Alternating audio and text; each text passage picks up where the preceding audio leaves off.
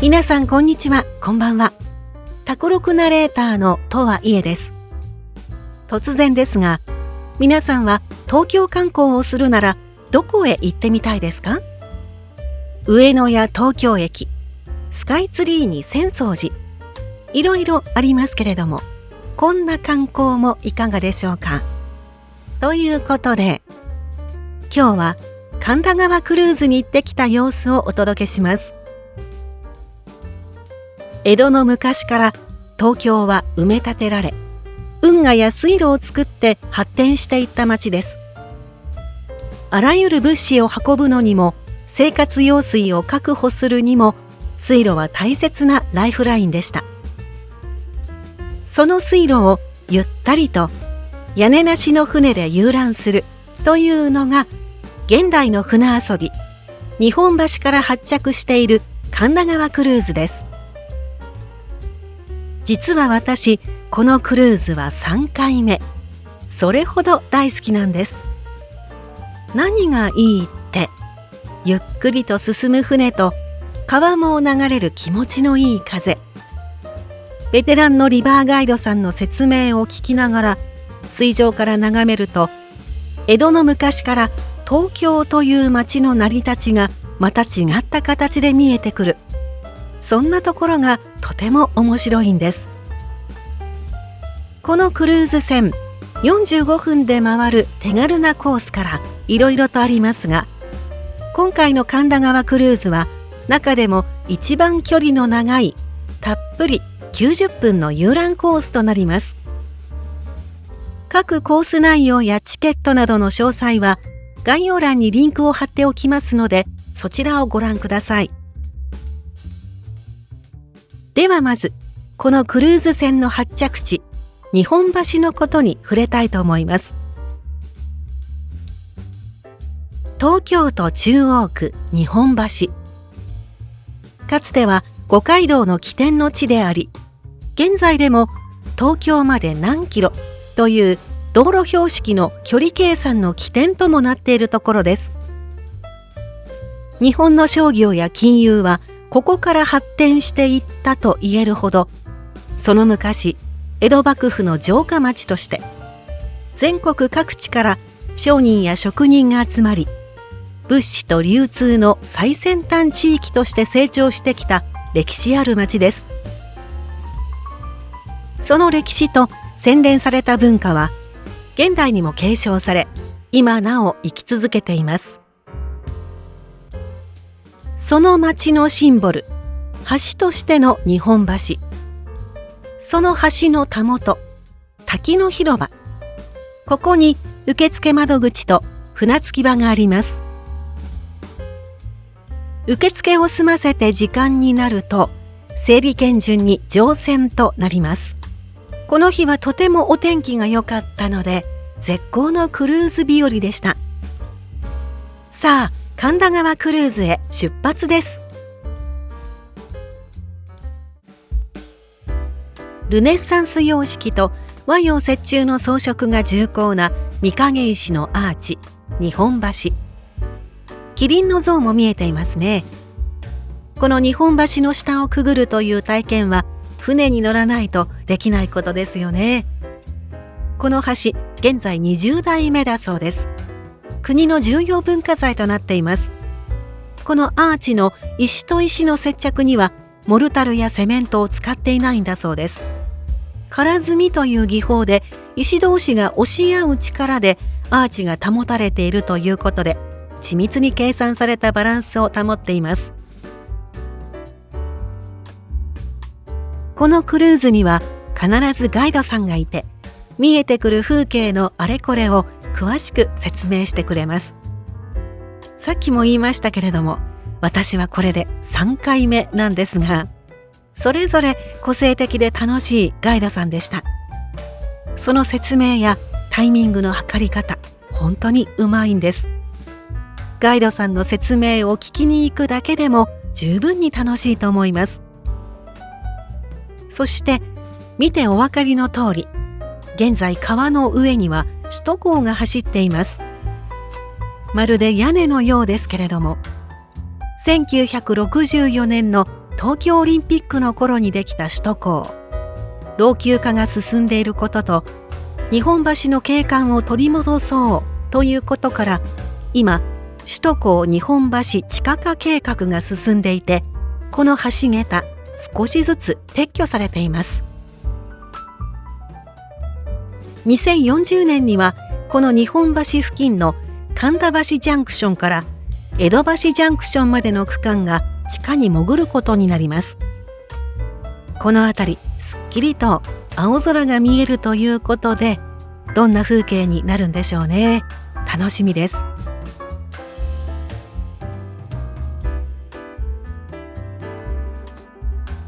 今進んでいるこの川は日本橋川です。ここでちょっと地図で確認しましょう。現在地はここ。この先神田川へ出て隅田川へと進んでいき、再びこの日本橋に戻ってきます。天然の川は隅田川だけで、日本橋川、神田川ともに江戸時代に作られた人工の川です。その川に架けられたたくさんの橋をこれからくぐっていくことになります。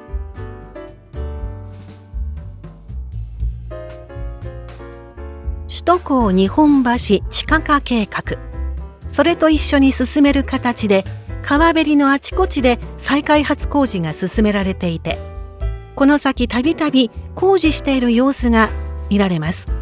ある意味この景色も今しか見られない景色と言えると思います。左側見えてきたのが常盤橋タワーです。その横クレーンが見えていますけれども、390メートルのビルが建つ予定だそうです。東京タワーより高いビル、2027年に完成だそうです。さてこれから常盤橋を3つくぐります。常盤橋って1つじゃないんですよね。まず前方に見えている車両も通れる常盤橋、これもアーチ橋です。その左奥に木の茂みがこんもりと見えますが、常盤橋公園です。その茂みの真ん中に銅像が立っています。近代日本経済の父、渋沢栄一さんの銅像です。NHK 大河ドラマ青天を衝けでも描かれていましたよね。そして2024年今年7月から新1万円札の肖像画になるお人です。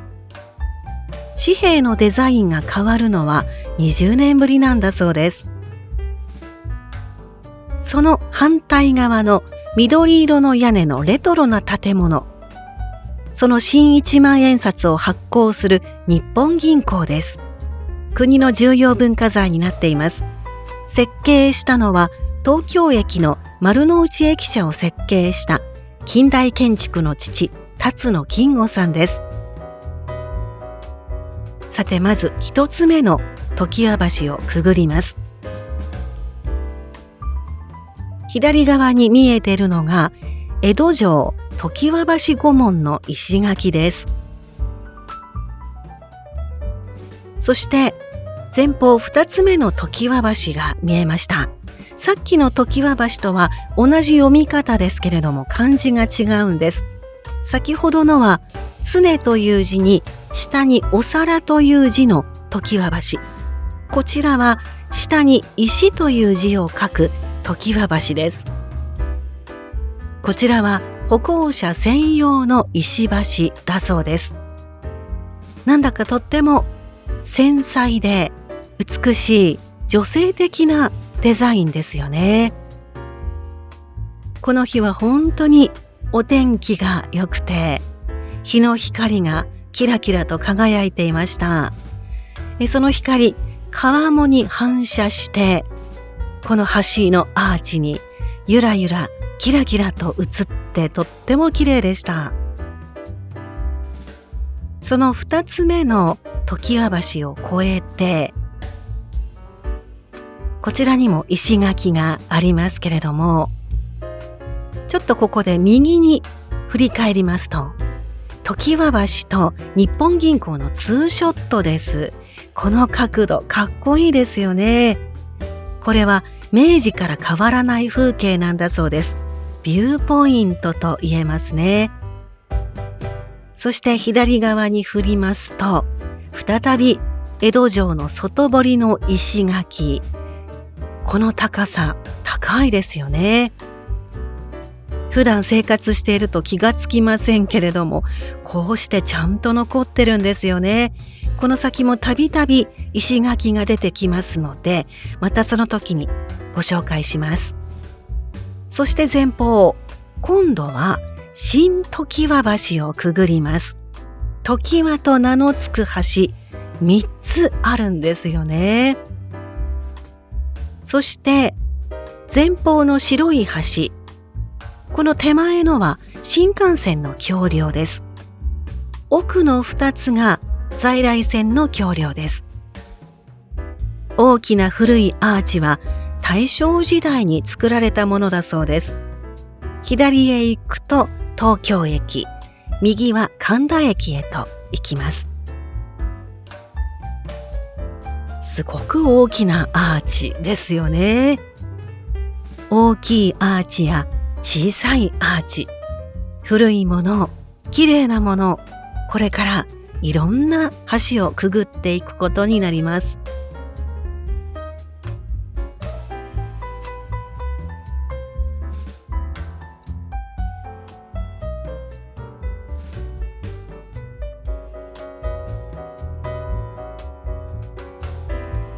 船は日本橋川を進んでいます。前方に鎌倉橋が見えてきましたけれども、日本橋を出発してからずっと頭上にある首都高は神田橋ジャンクションのあたりですけれども、先ほど言った首都高日本橋地下化計画はこのあたりまで行われるということです。ですから結構日本橋から距離がありますよね。2040年にはここまでが完全に撤去されて青空が見られるということになります。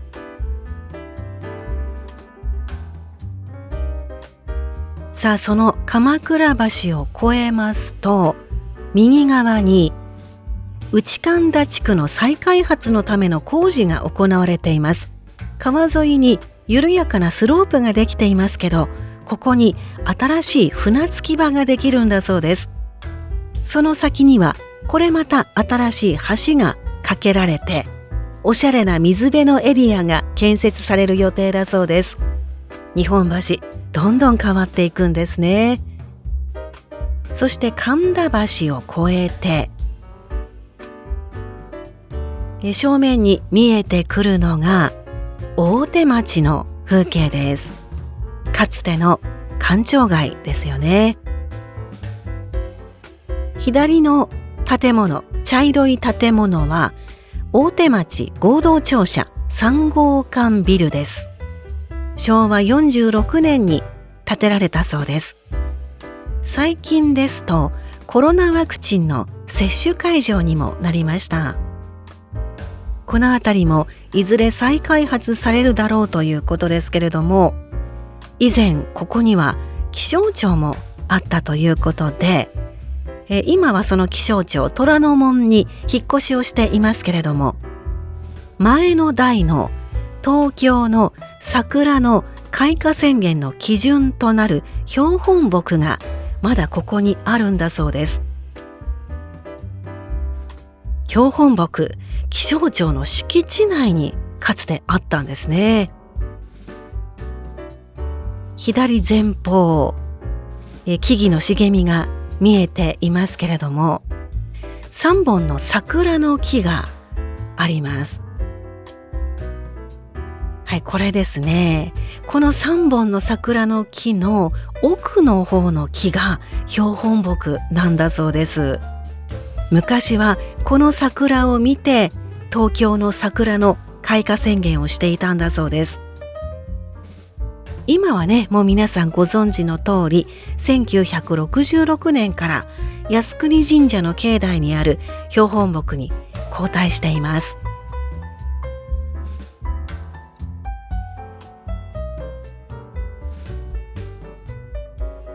錦橋を越えます。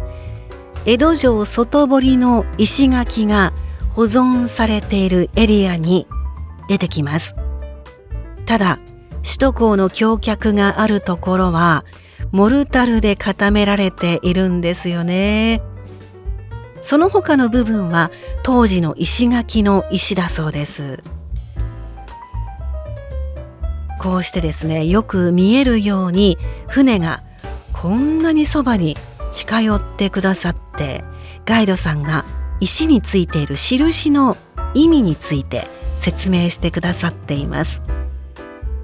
これ石にですね、いろんな文字のような絵のような、そんな記号のようなものが刻まれているんですけれども、これはこの工事をした大名の印なんだそうです。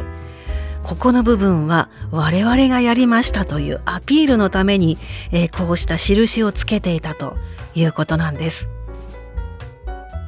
一橋を越えて、続いて生地橋を越えていきます。この生地橋、今お化粧直しをしているということで、このような姿になっていますけれども、この生地橋を通り過ぎまして、左側千代田区役所が見えてきます。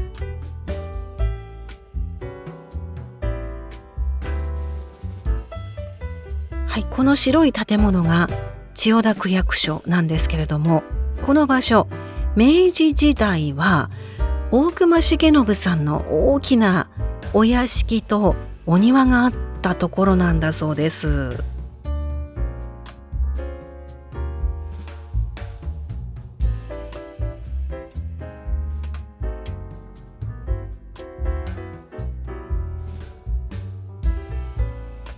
続いて見えてきたのがまな板橋です。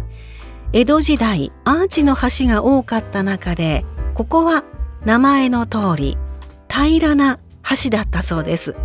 その様子がまるでまな板に似ていたから、この名前がついたというお話があるそうです。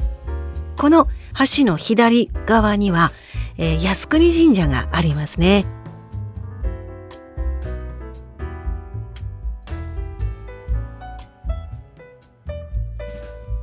さて、新川橋を越えますけれども、この辺りは左側一帯、38本のソメイヨシノが植えられています。桜並木になっています。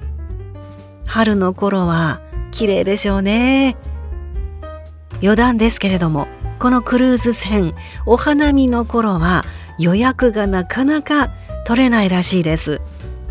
私もね、一度この桜の風景を船の上から見てみたいと思ってるんですけれどもね。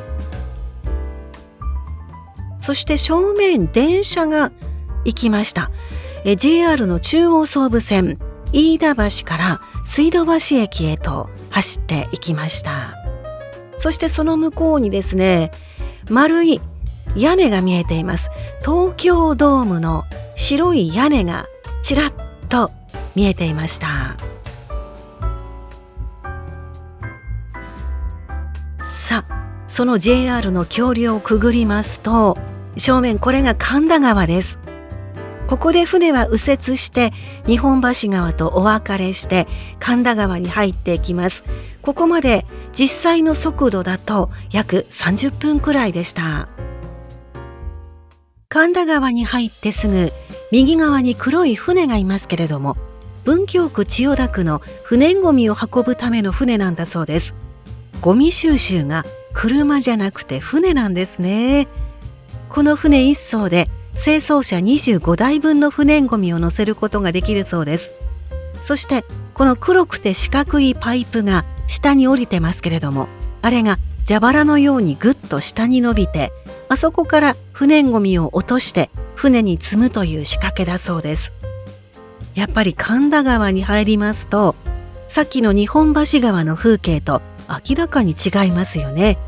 首都高がないというのももちろんそうなんですが、こちら側は生活が急に身近に感じるような気がします。前方後楽橋を越えます。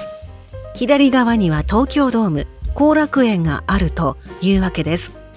この後楽橋くぐるときにとっても興味深かったのが橋の下なんです。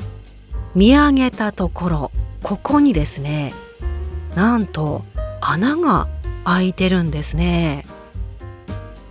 これは空襲の後、焼夷弾が橋を突き抜けて落ちた後なんだそうです。橋の上は修繕されていますけれども、これは橋の下を通らないとわからない風景ですよね。さあ、この右側、JR 水道橋駅のホームです。そのさらに奥には古書店の町神保町。右側この辺り一帯は東京都千代田区神田。江戸っ子だってね、神田の生まれよのあの神田です。通っているのは江戸時代にできた人工の川、神田川。ここからは見えませんが、もう少し先、左側に神田明神。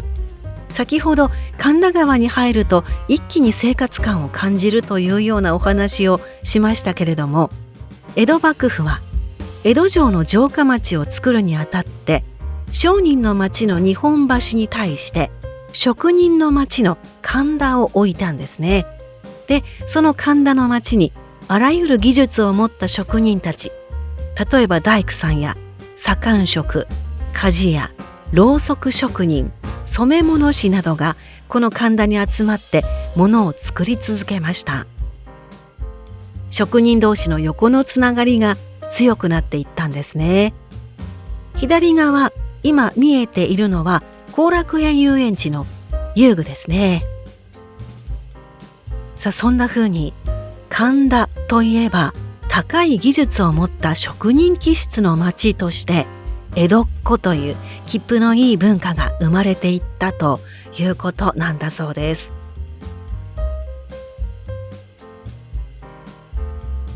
この左側奥には東京ドーム、小石川後楽園公園、東京ドームシティがあります。この辺りは水戸藩の上屋敷だったところ、二代目藩主水戸光圀、ドラマでおなじみ黄門様が常駐した場所なんだそうですが、その場所が日本初のプロ野球球場になったというわけです。さあ、そして水道橋をくぐります。この辺りから橋の上を通る人たちも多くなっていきます。橋を越えて左側にご注目。これは水道橋分水路です。今でも神田川は暴れ川と言われているそうですが、それくらい水位の変動があるんだそうです。そこで神田川の川幅を広げる水路が設けられています。神田川氾濫防止のための仕組みというわけですね。水路を分けるということで分水路。ここから1キロ続いているんだそうです。神田川にはこうした分水路が全部で4つあって、江戸川橋、高田馬場、お茶の水にもそれぞれあります。右側、黄色い電車、JR 総武線が通り過ぎていきます。この辺りに来て、左右の川の壁、護岸壁が徐々に高くなってきました。この先、お茶の水渓谷へと入っていきます。お天気も良くてのどかな風景ですけれども、この辺りから見どころでもあります。この景色大好きなんですよね。続いてオレンジ色の電車、中央線が行きますね。前方お茶の水駅へ向かっています。このお茶の水渓谷、渓谷というからには谷の底を流れる川を行くわけなんですよね。お茶の水という駅は利用した方ならお分かりかと思いますが、本当に不思議な立地と言いましょうか、谷の上というか、いつもね、橋の上から下を覗き込んで眺めていましたけれども、今こうして神田川から仰ぎ見るという経験、何度も言いますが、この船に乗らなくちゃ見られない景色ですよね。お茶の水橋を越えて右手前方がお茶の水駅です。どうでしょう、この景色。ちょっとね、圧倒されますよね。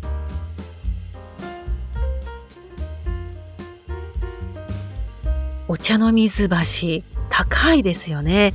それだけ谷だということにもなります。はい、ここの右手がお茶の水駅。そして今赤い電車が行きましたけれども、あれは地下鉄丸ノ内線、川の上を渡っていきます。東京メトロお茶の水駅から淡路町へ向かっているところ、お茶の水付近で地上に出て川を渡るんですよね。そしてこの右に建てられた桟橋、これはお茶の水駅の工事のための重機を置く場所として仮に建てられた重機置き場なんだそうです。こんな風に谷の川底から基礎を上げてるってすごいですよね。また丸ノ内線、今度は逆から来てました。この渓谷の中で赤が映えますよね。さあ、そしてこの大きな白いアーチ橋、神田川を代表する橋、聖橋です。見上げてみても綺麗ですよね。右へ行くとニコライ堂、左へ行くと合格祈願の吉間聖堂、そして前方ですね、先ほどの地下鉄丸ノ内線の橋梁がここで突き刺さるように現れます。このお茶の水駅は JR 総武線、中央線、そして東京メトロ丸ノ内線が同時に見られる駅として鉄道ファンの方にも人気の場所となっています。地下鉄丸ノ内線の下をくぐりました。地下鉄なのにその下をくぐるという、そんな面白い経験です。そして前方見えてきたのが青い橋梁、総武線各駅停車のものです。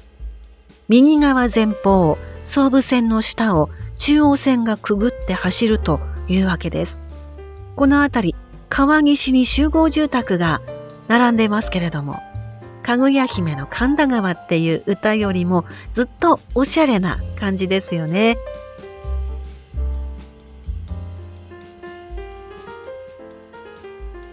そして前方に見えてきたのが、昌平橋です。その橋の手前、右側のレンガの建物はかつてあった昌平橋駅の建物を商業利用しているとのことです。レトロでおしゃれな空間に様変わりしています。その昌平橋くぐりますけれども、この辺り本当に橋の上の人通りが多くなっていて、さらにこんな風に手を振ってくださる方が多くて嬉しいですよね。船に乗っていますとこういうことがとっても嬉しく感じます。思わず手を振り返してしまいます。その、昌平橋を越えまして左側、今ガイドさんが指をさしていますけれども、ちょっと見てみてください。先ほどご紹介した分水路の出口です。水道橋でご紹介した分水路、ここまでつながっています。そして右側のレンガ、ここはかつての万世橋駅の建物だそうです。ずらっとアーチが並んでいて、こちらもちょっとね、見応えのあるものですけれども、旧交通博物館です。で、ここでもですね、手を振ってくださっている方がいらして嬉しいです。ありがとうございます。現在はマーチエキュート神田万世橋としてレストランや雑貨ショップが並び、カフェの窓ガラスのすぐ横を電車が行き来するという、お子さんも喜びそうな施設ともなっているそうです。そして正面、その万世橋、右手奥の建物は肉の万世のビルです。また手を振ってくれてますね。ほんと神田川はこういうシーンが多いんですよね。さっきも言いましたけれども、生活と密着しているというのがこんなところからも感じ取られるような気がいたします。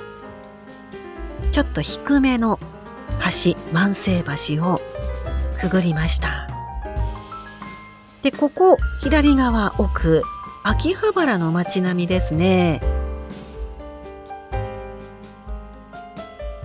で、前方 JR の橋梁を越えていきます。左が秋葉原駅、右へ行くと神田駅です。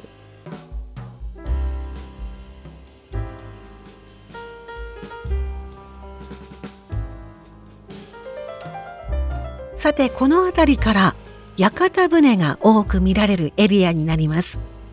ここから隅田川に出る手前、柳橋のあたりまでは江戸中期から船宿が並ぶ花街として賑わっていました。中には現在まで400年にわたって船宿を営んでいるところもあるそうです。何々屋と屋号で呼ばれるところも多く、こうしてみますと船の形態もいろいろですよね。こんな風に屋根があって中がお座敷だったり、外に赤い提灯が下がっていたりしていいですよね。春の桜の頃に、また隅田川の花火大会の時に夜風に吹かれ飲食を楽しみつつ船遊びをするというのもまたおつなものです。おそらく予約は争奪戦になるでしょうけれども、それ以外の季節でも貸し切りでゆっくりと船に乗ってたゆたうひととき、いつか経験してみたいものです。さて、前方柳橋が見えてきました。山本周五郎の柳橋物語を思い浮かべる方もいらっしゃるでしょうか。私も大好きな作品です。神田川とはここでお別れとなります。この先は今回のクルーズで唯一の自然の川、隅田川に出ていきます。ここからの景色もまた一変します。ではちょっとここで地図を確認しておきましょう。現在地はここ、神田川を下ってこの分岐点、この地図でもわかるように隅田川の川幅が半端ないんです。いきなり大海に漕ぎ出す小舟のように川面の波がどんぶらこどんぶらことやってきまして、この分岐点かなり揺れ始めます。ワクワクしてきます。柳橋をくぐっていきます。正面に広がっているのは両国の町です。船はこの先右折をして隅田川を下っていきますけれども、どうでしょう、この川幅大きいですよね。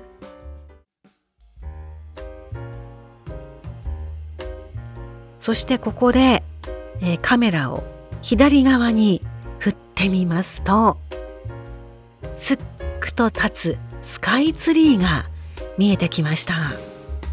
この日はお天気が最高で本当に綺麗に見えていました。このようにこのクルーズ観光、お天気がいいと最高なんですけれども、雨が降るとこのスカイツリーも根元のところしか見えないっていうこともあって、お天気って大事ですよね。ちなみに雨が降った場合は小雨なら運行されてレインコートを配布してくださいます。さあ、そして前方に両国橋です。両国というと相撲の両国国技館、ここからは見えませんが左側後方の方角です。大きな橋ですよね。両国橋をくぐっていきます。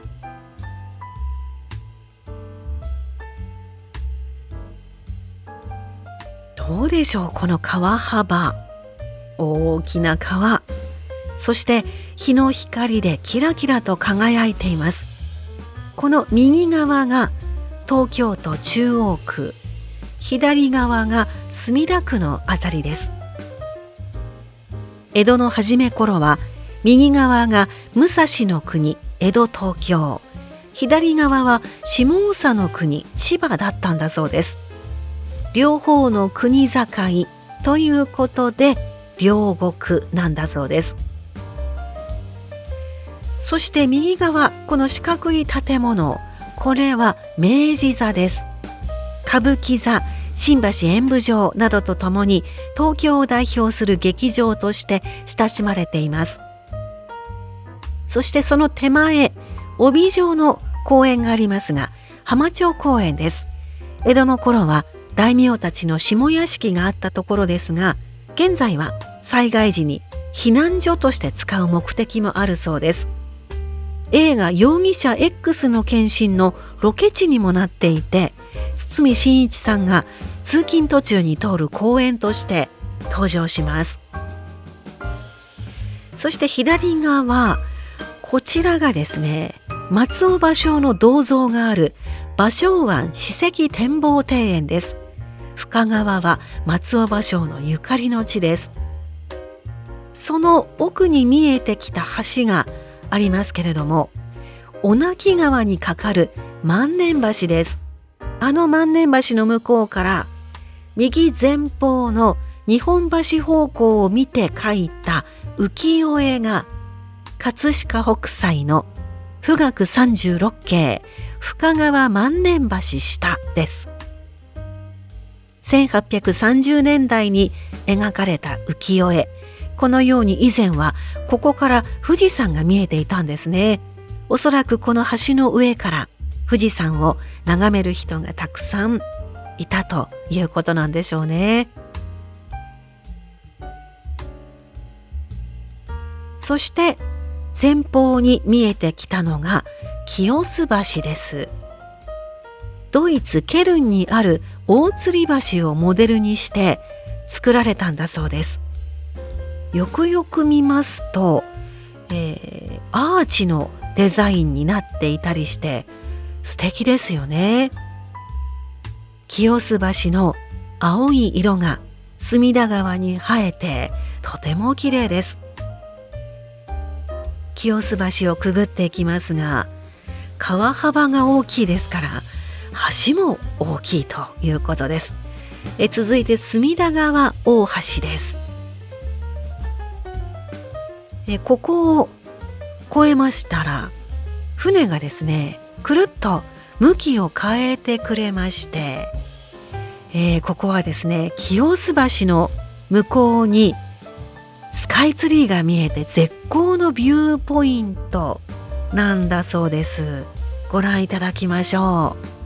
こんな風に見えています。本当に綺麗ですね。スカイツリーが真ん中に見えて、ちょうど清洲橋がこのツリーの翼のようにも見えます。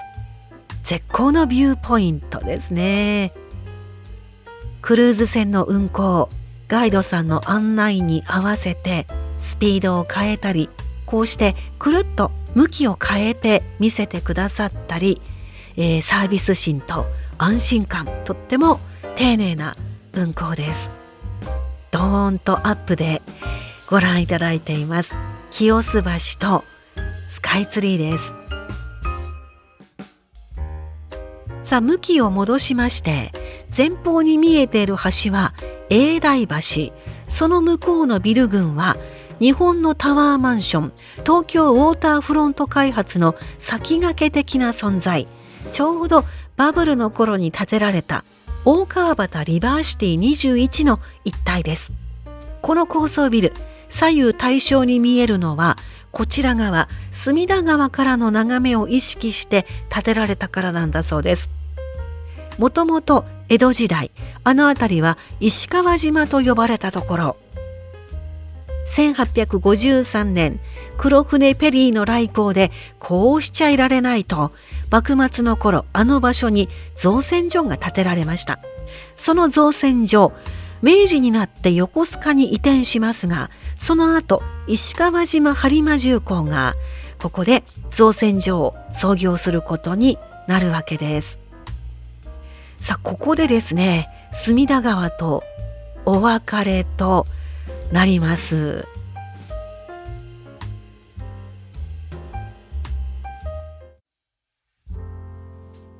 ここから日本橋川へと戻っていきます。この左側奥、浜離宮もありますね。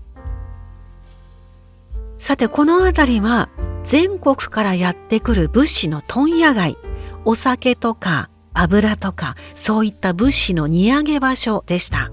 その名残と言えるのが左側に見えている蜜柑の建物です。蜜柑のマークは三本線に丸、環状線の環で蜜柑です。お酢のメーカーとして有名ですし、最近はお鍋のスープもよく買わせていただいていますが、実は蜜柑さん、その昔江戸前寿司に大変な貢献をされていたんだそうです。人口100万人を超えるほどの大都市大江戸となった頃、庶民の間で手軽な食べ物としてお蕎麦や寿司、天ぷらなどの屋台が街中で繁盛していたんだそうです。今でいうファーストフードのような感覚でしょうか。中でもお寿司は江戸の人たちが疲れを癒す銭湯の横にお寿司の屋台があって、お風呂の後にきれいになった手でつまめる食べ物として大変人気になったんだそうです。ですが当時は高価な米酢が使われていたので、もともと造り酒屋だった蜜柑は日本酒を作った時に出る粕酢をうまく利用できないかと、この江戸にやってきます。ちょっと色がついた赤酢というものです。米酢に比べて圧倒的にコストが安く美味しかったので、その後どんどん江戸前握り寿司が発展していきます。当時の寿司は押し寿司のようなものが主流だったそうで、シャリの上にネタを乗っけてキュッと握って出すという、それまでよりも簡易的な握り寿司が屋台で登場し、それが人気となって定着していったという経緯があるんだそうです。握り寿司はもともと屋台で立ち食いするファーストフードだったんですね。さあ、日本橋に戻ってきたら再びこの首都高の屋根の風景になります。左手前方、赤い棒グラフのようなマークの建物、東京証券取引所の建物です。この辺りは東京都中央区日本橋兜町です。左手の白いモダンな建物、ここは現在日証館という建物ですが、なんと関東大震災以前はこの場所に渋沢栄一さんのお屋敷があったんだそうです。東京駅や日本銀行を手掛けた辰野金吾さん設計の重厚な洋館だったそうです。そして目の前、首都高江戸橋ジャンクションです。冒頭で言いました首都高日本橋地下化計画は、この江戸橋ジャンクションからこの先日本橋を抜けて神田橋ジャンクションまで、あの昔の気象庁の標本木があった手前あたりまで地下に潜るという計画なんだそうです。壮大な構想ですけれども、2035年には地下化が完了して、この頭上の首都高は2040年までに完全に撤去されるということです。ですからこの辺りすっかり様変わりした景色になるでしょうね。2040年って今からだとまだまだ先のお話のように感じますけれども、その時にはまたこうしてクルーズ船で周遊しながら日本橋の青空を楽しみたいと思います。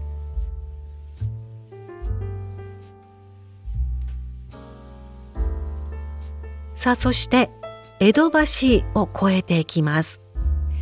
この頭上、ここの首都高は片側がすっかりと取り払われているんです。さらには再開発工事が進んでいますよね。日本橋というのは江戸の頃からの歴史があるのに、今なお進化して変化していく街なんですよね。それをこうして船の上から眺めてみると、地上では感じられなかったいろんなことが見えてきて、これがやっぱりクルーズ観光の醍醐味のような気がします。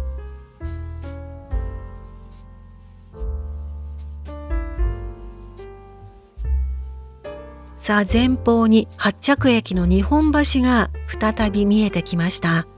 やっぱりこの姿かっこいいですよね。この日本橋をコンピューターで計測した結果、現在の耐震安全基準を楽勝でクリアするんだそうです。昔の建築物っていうのは本当にすごいですよね。江戸城の石垣もそうですが、その後100年200年と残るものを作るための設計、技術、施工、今日見てきたいろんなものは人々の生活の中に当たり前のように溶け込んでいました。かつて渋沢栄一さんがこの日本橋付近を東洋のベネチアのような街にしたいとおっしゃっていたんだそうですが、その構想のかけらがあちこちに感じられたクルーズとなりました。というわけで約90分の神田川クルーズを45分強でまとめてみましたけれども、いかがだったでしょうか。川面を流れる風や波の揺れをご一緒に感じていただきながら楽しんでくださったら嬉しいです。本当にこのクルーズ周遊面白いんです。私何度も言いますが3回乗っていますけれども、毎回新たな発見があります。東京観光で迷ったらぜひぜひ選択肢に入れてみてはいかがでしょうか。クルーズ船の詳細は概要欄に貼っておきますので、ぜひご覧ください。それでは次の配信でまたお会いいたしましょう。とはいえでした。